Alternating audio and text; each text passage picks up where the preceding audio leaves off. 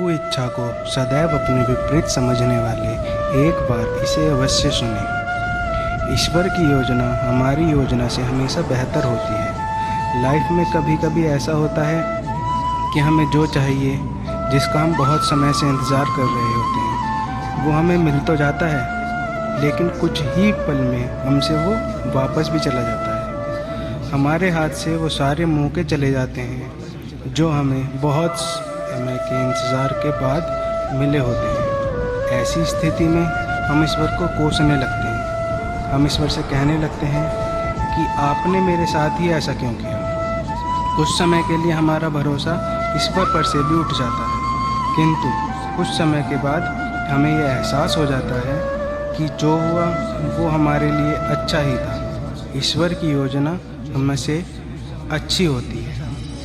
हमें ये बात समझनी चाहिए कि जो हमारे हाथ से चला गया वो हमारे लिए अच्छा ही नहीं था। ईश्वर ने जो कुछ भी किया वो सोच समझ कर ही किया होगा।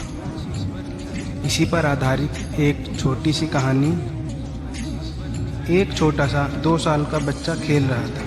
खेलते खेलते उसके हाथ में चूहे मारने की दवाई आ जाती है। बच्चा नादान था, वो नहीं जानता था कि ये चूहे मारने की दवाई है।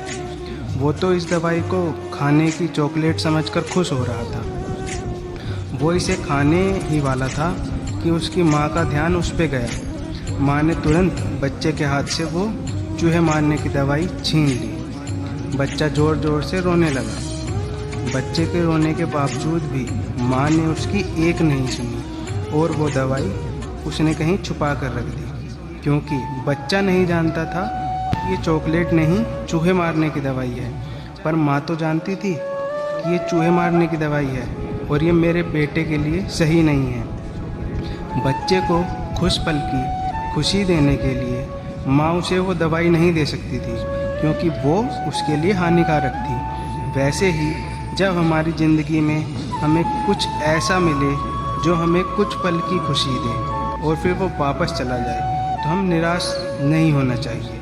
तभी हमें यही सोचना चाहिए कि हमें जो मिलना था वो हमारे लिए अच्छा नहीं था।